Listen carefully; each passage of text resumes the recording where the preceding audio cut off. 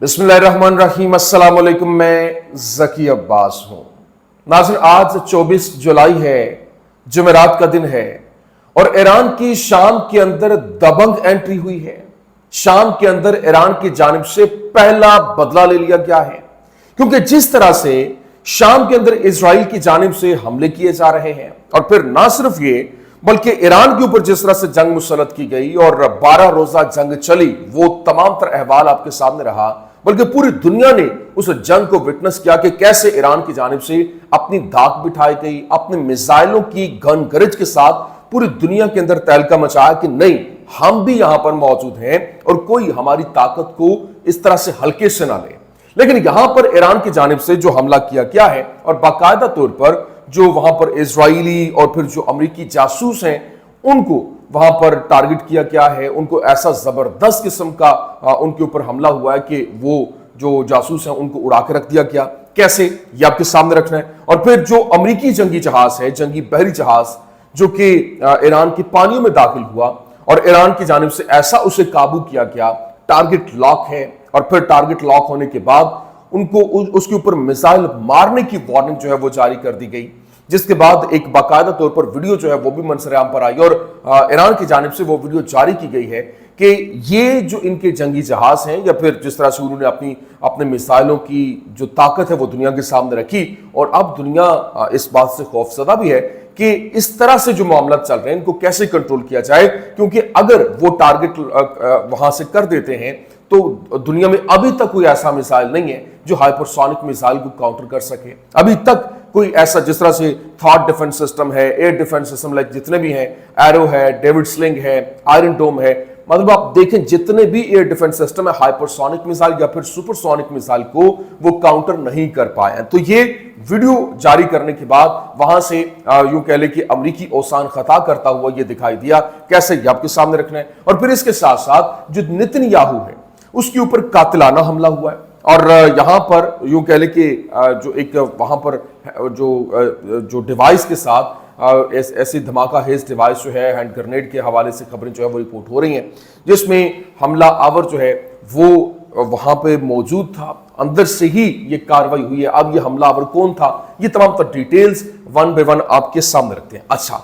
नाज़रीन, सबसे पहले तो मेरी गुजारिश आपसे ये है कि मुझे इस चैनल पर भी आपकी सपोर्ट की ज़रूरत है। मैं ज़्यादातर नहीं कहता, लेकिन अभी शैडो बैन हो चुका है, वीडियोस जो है उनको रीच नहीं दी जा रही। पहले 2 चैनल्स जो है वो बैन हो चुके, मेन बड़े चैनल्स, वो सिर्फ और सिर्फ इन मजलूमों के हक में आवाज़ बुलंद करने की वजह से।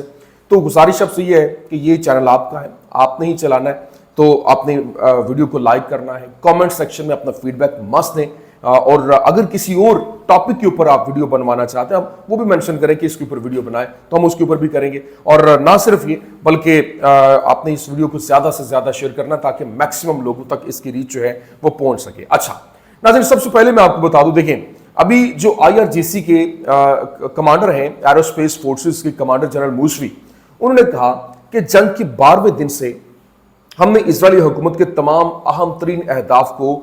टारगेट करने का मंसूबा बना लिया था ताकि जो वहां पर मकबूजा इलाके हैं उनमें जिंदगी को नामुमकिन बनाया जा सके। ताहम एक जंग बंदी की गई थी और इजरायलियों को 3 दिन की जंग की तवक्को थी, ना कि 12 दिन की। मतलब वो ये कह रहे हैं कि इनको ये तवक्को थी कि ये जंग 3 दिन से ज्यादा नहीं चलेगी और ये 12 दिन तक जब गई तो ये तो कहानी मुकम्मल तौर पर पलट चुकी थी और उन्हें अंदाजा नहीं था कि ईरानी फौजी निज़ाम 15 घंटे से भी कम वक्त में ठीक हो जाएगा और जवाबी हमला कर देगा। लेकिन अभी जो ईरान ने एक नए मिसाइल का तजर्बा किया है और ये यूं कह लें कि इसने पूरी दुनिया के अंदर तहलका मचा के रख दिया है, जो अमरीकी GBU-57 की तबाहकुन ताकत से भी कहीं ज्यादा है। नए जो खर्म शहर 5 बैलिस्टिक मिसाइल के बारे में कहा जा रहा है कि इसकी रेंज 12,000 किलोमीटर है और इसमें 2 टन वॉर हेड्स है और जो बंकर्स के अंदर घुसने की सलाहियत रखता है, जबकि अमेरिकी MOPs को आमतौर पर महंगे B-2 बम्बारों से गिराया जाता है, जबकि ईरान के बैलिस्टिक मिसाइल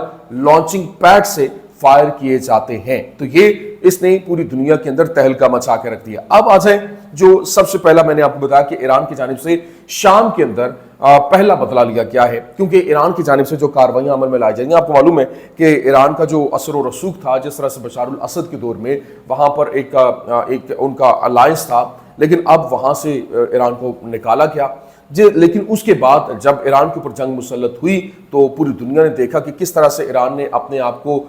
एक यूं कह लें कि दुनिया के सामने रखा कि भाई नहीं, आप हमारी तरफ आंख उठाकर भी नहीं देख सकते। तो अब जनाब वाला हुआ ये है कि जब से शाम के अंदर जलानी की हुकूमत आई तो वहां पर इजराइल की जानिब से हमले भी किए जा रहे हैं, स्वेदा के ऊपर हमले किए गए, और ना सिर्फ ये वहां पर एक दंगे फसाद होना शुरू हो गए, और हमने देखा कि जो खुसूसी तौर पर अलवी ग्रुप है वो जो है वो टारगेट भी हुआ, फिर द्रूस जो है वो तो सबके सामने ही है, और फिर ये जो एक फिरका वारियत की फिजा है उसको बनाने की कोशिश की गई। लेकिन यहाँ पर एक सबसे इंपॉर्टेंट चीज़ ये है कि जो अभी भी मुझे हैरानी होती है कि सबसे ज़्यादा फ़ायदा इस फिरका वारियत का दुश्मन जो है वो ले रहा है, और उसका मकसद ये है कि डिवाइड एंड रूल। और अगर मिसाल के तौर पर ईरान के हक में बात कर लें तो आप शिया हैं, और जो कमेंट सेक्शन देखते हुए यकीन माने अफसोस होता है। फिर दूसरी जानिब अगर फ़लस्तीन के बारे में, मतलब जो दूसरे शाम के बारे में बात करें तो आप सुनिए, तो ये जो अगर शिया सुन्नी की बात करें तो फ़लस्तीन जो है आपको मालूम होना चाहिए कि फ़लस्तीन तो सुन्नी अक्सरियती है, तो वहां पर जो है वो क्यों ये हमले हो रहे हैं, वहां पर क्यों तसल्लुत जमा जा रहा है। ईरान शिया मुल्क है, वहां पर हमले क्यों हो रहे हैं। फिर शाम जो है वहां पे आप इराक देखें, शिया अक्सरियती सुन्नी मुल्क है, वहां पे जो है वो सुन्नी हुकूमत है, उसके ऊपर हमला क्यों किया जा रहा है। शाम मिक्स्ड है शिया सुन्नी, तो फिर वहां पर क्यों हो रहा है। तो ये चीजें ऐसी हैं जिसने पूरे के पूरे निज़ाम को कंट्रोल करते हुए अपना तसल्लुत जमाना है। ग्रेटर इजराइल का प्लान है, साम्राज्य कुव्वतों के वहां पर अपने तसल्लुत का प्लान है, लेकिन हमें वो डिवाइड रखे हुए हैं और हम उनके कहने पर डिवाइड हुए जा रहे हैं। अभी खबर क्या है कि Iranian backed Syrian tribes killed 2 US CIA and Mossad intelligence officers in Syria। मतलब जो ये खबर जो है वो रिपोर्ट की गई और बताया गया कि शाम के अंदर जो ईरानी जो बैक्ड सीरियन ट्राइब्स हैं जिनमें जो अलवी आते हैं, और उनके जानिब से ऑपरेशन लॉन्च किया गया, और उन्होंने जो जासूसी कर रहे थे, मोसाद के लिए कर रहे थे, CIA के लिए कर रहे थे, उनको जो है वो 2 लोगों को जो है वो उन्होंने हलाक किया है, उनको टारगेट किया है। तो ये खबर जो है वो सामने आई। लेकिन दूसरी जानिब जिस तरीके से ये खबर सामने आई कि जो अमरीकी जंगी बहरी बेड़ा है और वो बाकायदा तौर पर ईरान के समंदरों के अंदर दाखिल हुआ, तो ईरान ने आगे से उसको अपने ऐसे काबू में लिया और वहाँ पर अपना तसल्लुत जमाते हुए उसकी वीडियोस जो है वो बनाई और टारगेट लॉक करते हुए उनको वार्निंग जारी की गई। लेकिन आगे से जो है वो रिटेलिएटरी खबर सामने आई और कहा गया कि वो उनको वार्निंग जारी की गई कि आप यहाँ से निकले, लेकिन उन्होंने निकलने से इनकार कर दिया और आगे से फायरिंग के हवाले से उन्होंने टारगेट लॉक करते हुए कहा कि अगर तो आप यहाँ से नहीं निकले तो यहाँ पर तो डायरेक्ट मिसाइल जो है वो हिट होगा। और मिसाइल जो ईरान के मिसाइल हैं वो किससे ढके छुपे हैं कि कैसे ईरान की ताकत जो है वो ज़बरदस्त किस्म की ताकत है। तो ये उनके लिए वहाँ से निकलने में उन्होंने आफियत जानी। अभी खबर क्या है, this morning US destroyer Fitzgerald entered Iran's monitoring zone, Iran के मॉनिटरिंग जोन में वो दाखिल हुआ। एंड ईरानी navy helicopter warned it to leave, मतलब ईरानियन नेवी की जानिब से उसको वार्निंग दी गई कि यहाँ से वो निकल जाए, but the US ship refused, और US की शिप ने इनकार कर दिया, and threatened to open fire, और धमकी दी कि वो फायर जो है वो खोल देंगे। Iran's air defence stepped in with a warning, the US vessel then left the area, और ईरान की जानिब से वार्निंग के साथ उन्होंने अंदर दाखिल हुए और डिफेंस को एक्टिवेट किया, टारगेट लॉक हुए, मिसाइल जो है वो मारने की धमकी दी गई, जिसके बाद वो वहाँ से वो वेसल वहाँ से भाग निकली। तो ये एक तो खबर थी। लेकिन दूसरी जानिब जो नेतन्याहू के हवाले से है कि उसको किस तरीके से टारगेट करने के हवाले से खबरें जो है वो सामने आ रही हैं। एक कातलाना हमले को लेकर खबर जो है वो रिपोर्ट हो रही है। जो कान 11 है उसकी जानिब से रिपोर्ट किया गया और बताया गया Netanyahu assassination attempt foiled, 70 years old woman from central Israel suspected of planning to kill Bibi with an explosive device, Kan 11 news channel reported. और कान 11 जो इजरायली न्यूज़ चैनल है उसने रिपोर्ट किया कि 70 साल जो औरत है उसकी जानिब से वो बाकायदा तौर पर उसने एक असैसिनेशन अटैम्प्ट की, लेकिन वो नाकाम हुई और एक एक्सप्लोसिव डिवाइस के साथ ये सारी कार्रवाई अमल में लाई गई। और फिर बताया गया था प्रोटेस्ट एक्टिविस्ट फ्रॉम तल अवीव कॉन्स्पायर्ड विद अदर्स, मतलब उसने दूसरों को मतलब बताया उनको कि मैं ये करूं कि तल अवीव में जो वहां पर नेतन्याहू के खिलाफ मुजाहरे हो रहे थे उसके हवाले से will be indicted tomorrow with conspiracy to commit crime and act of terror. अब जो है वो बताया जा रहा है कि कल जुर्म की साजिश और दहशतगर्दी की फर्द जुर्म के साथ जो है वो ये फर्द जुर्म उसके ऊपर आयद भी की जाएगी। तो ये जनाब वाला 70 साल इजरायली खातून है और मालूम हुआ कि वो शदीद बीमार भी है और इसलिए उसने नेतन्याहू के जाने से पहले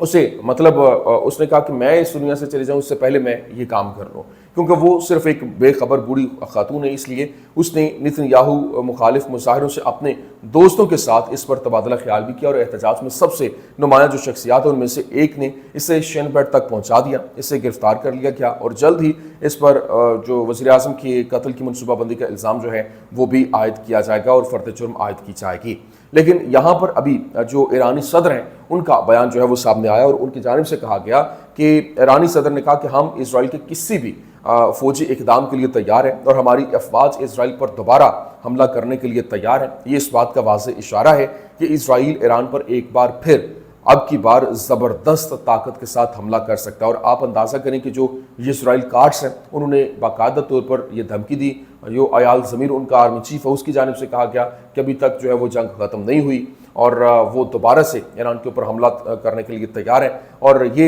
अभी आप अंदाज़ा करें जिस तरह से तकरीबन रोज़ाना होने वाले धमाकों और आग ने ईरान के अहम तरीन इंफ्रास्ट्रक्चर को हिलाकर रख दिया है, ऑयल रिफाइनरीज और पावर प्लांट से लेकर अपार्टमेंट कॉम्प्लेक्स और सनती मरकज़ तक। तो सरकारी वजाहतें जो हैं वो तकनीकी खराबियों को मोरद इल्ज़ाम ठहराती हैं, लेकिन कुछ रहनुमा खामोशी से इसराइल के ऊपर उंगलियां भी उठा रहे हैं। तो ये जनाब वाला इस वक्त का सिनेरियो है कि किस तरीके से ये पूरे का पूरा मंजरनामा जो है वो बदल रहा है और हालात तेज़ी के साथ बदल रहे हैं। अभी जिस तरह से इसराइल को पूरी दुनिया के सामने एक यूँ कह लें कि मुश्किलात का सामना है और अब इसराइल की वजारत ख़ारजा ने 30 साल से कम उम्र के जो 16 मेगा से मुंसलिक सोशल मीडिया इन्फ्लुएंसर्स हैं उनको एक टूर के लिए फंडिंग की है ताकि इसराइल पर ऑनलाइन दाएं बाजू की जो तनकीद है उसका मुकाबला किया जा सके। हैरेट्स अखबार जो है वो ये रिपोर्ट कर रहा है और इस इक़दाम का मकसद अमेरिका के अंदर नौजवान जो क़दामत पसंद सामीन है उनके इसराइल नवाज जज्बात को फ़रोग़ देना है। और इसराइल साल के आखिर तक 550 इन्फ्लुएंसर्स को मुल्क में लाने का इरादा रखता है, जबकि इसराइल 365 एक यहूदी जो तंजीम है जो ईसाइयों को इसराइल की हिमायत करने पर आमादा करने के लिए बनाई गई है उसके साथ ये मुआहदा हुआ। तो अब बात यहाँ तक आ गई है क्योंकि एक माइंड मेकिंग की ज़रूरत हो, वो इसराइल अब उसकी तरफ इन्फ्लुएंसर्स को टच करने की कोशिश कर रहा है। तो ये कुछ आमतरीन अपडेट्स से मैंने कहा मैं आपके सामने रख दूँ। उम्मीद करते हैं वीडियो आपको पसंद आई होगी। पसंद आने की सूरत में लाइक कीजिए, शेयर कीजिए और हमारे चैनल को सब्सक्राइब करना मत भूलिएगा। शुक्रिया।